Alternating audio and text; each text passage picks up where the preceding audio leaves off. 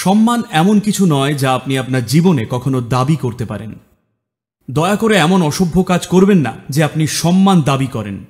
এটা কেবল অর্জন করতে পারেন, দাবি করতে পারেন না। আপনি এটা দাবি করা মাত্রই এটা অশ্লীল হয়ে ওঠে, হ্যাঁ কি না?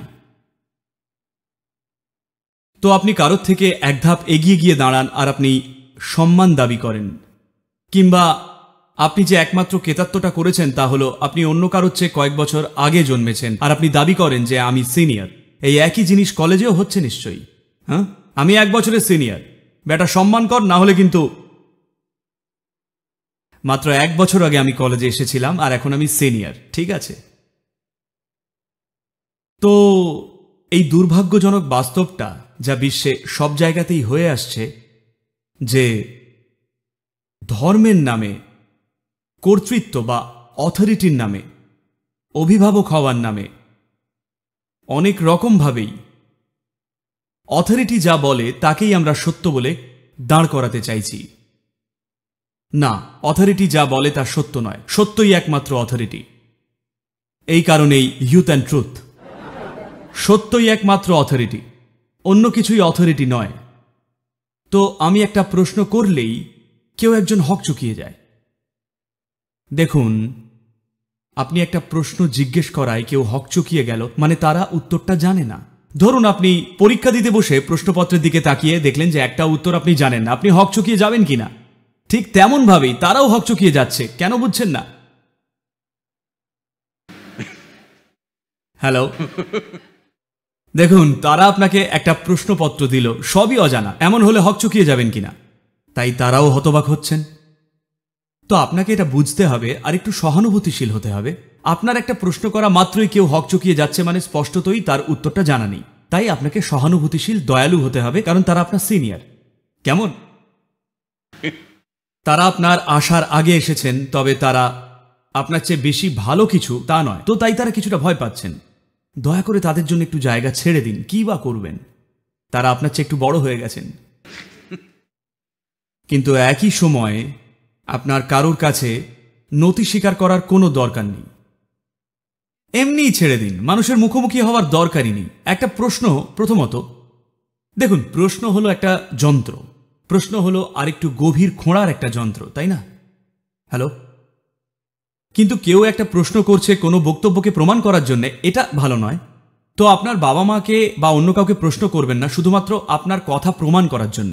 না, প্রশ্ন জিজ্ঞেস করুন আপনি সত্যি জানতে চান বলে। তো লোকে জিজ্ঞেস করছিলেন, সদ্গুরু, কি ধরনের প্রশ্ন করতে পারি আর কি ধরনের প্রশ্ন করব না? আমি বললাম, আপনার সবচেয়ে বোকা বোকা যে প্রশ্নটা আছে, যদি সেটা আপনার কাছে গুরুত্বপূর্ণ হয় তবে এটা আমার কাছেও গুরুত্বপূর্ণ। আপনার কাছে গুরুত্ব না থাকলে সেসব বোকা বোকা প্রশ্নগুলো আমাকেও করবেন না, কারণ আমার কাছেও এর কোনো গুরুত্ব নেই। তবে এটা আপনার কাছে মূল্য রাখলে হয়তো প্রশ্নটা সত্যিই বোকা বোকা, কেউ মনে করে প্রশ্নটা বোকা বোকা, তবে এটা আপনার জীবনে গুরুত্বপূর্ণ হলে আমার কাছেও এটা গুরুত্বপূর্ণ। তো দয়া করে নিশ্চিত করুন আপনার প্রশ্নগুলো যেন খাঁটি হয়। সে আপনি একজন অভিভাবককে করুন বা একজন রাজনৈতিক নেতা বা একজন আধ্যাত্মিক গুরু, যায় আসে না কাকে প্রশ্নটা করছেন। যখন কোনো প্রশ্ন জিজ্ঞেস করেন তখন আপনাকে বুঝতে হবে প্রশ্ন করার উদ্দেশ্যটাই হলো নিজেকে প্রসারিত করা।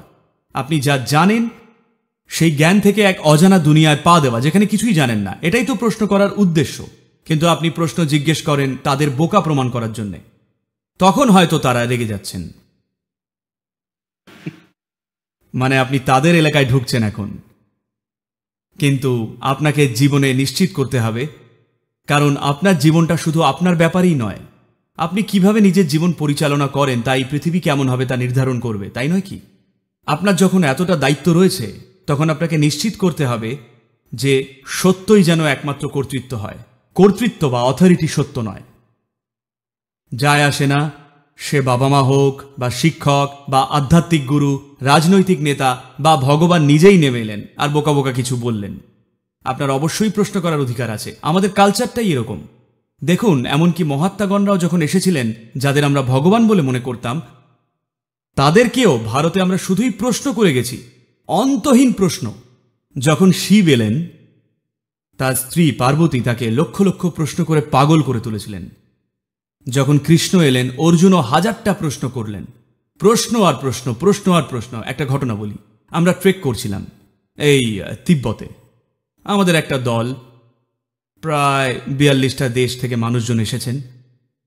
তো একজন ভারতীয় যিনি মার্কিন যুক্তরাষ্ট্রে থাকেন, তিনি একটা প্রশ্ন করতে চেয়েছিলেন। আমি বললাম, আপনি প্রশ্ন করতে পারেন। অবিলম্বে তিনি হাত তুললেন আর দাঁড়ালেন। তিনি 8 মিনিটেরও বেশি সময় ধরে একটা প্রশ্ন করেছিলেন আর আরও চলছিল। আমি বললাম, দেখুন, এটা অনেক লম্বা একটা প্রশ্ন। তারপর আমি অন্যদের বললাম, কারণ সবাই এইভাবে তাকিয়েছিল, কারণ তারা অন্য দেশের, তারা তো প্রশ্নটা বুঝতেই পারছিল না। আমি বললাম, দেখুন, এটা একটা খুব ভারতীয় প্রশ্ন। প্রশ্নের ভেতরে প্রশ্নের ভেতরে প্রশ্নের ভেতরে প্রশ্নের ভেতরে প্রশ্ন। ভারতীয়রা এতে বিশেষজ্ঞ, কারণ তাদের 15,000 বছরের কালচার রয়েছে। তারা পারে এই রকমের প্রশ্ন তৈরি করতে। যায় আসে না শিব আসুক বা কৃষ্ণ আসুক, তারা তাদের গুলিটাই ছুঁড়ে দিতে চায়। এটাই পুরো উদ্দেশ্য। তো আমি বললাম, দেখুন, এ এক ভারতীয় প্রশ্ন। আর আমি তাদের বোঝানোর চেষ্টা করলাম ভারতীয় মন কেমন হয় আর কেন সে এইরকম প্রশ্ন করে। প্রচুর কালচার রয়েছে। তারপর এক চাইনিজ ভদ্রমহিলা বললেন, সদ্গুরু, আমি জাতিসংঘে কাজ করতাম, এমনকি সেখানেও শুধু ভারতীয়রাই প্রশ্ন করত। আমরা কখনই প্রশ্ন করি না, শুধু ভারতীয়রাই প্রশ্ন জিজ্ঞেস করতো সব সময়। আমি বললাম, ভারত এইরকমই।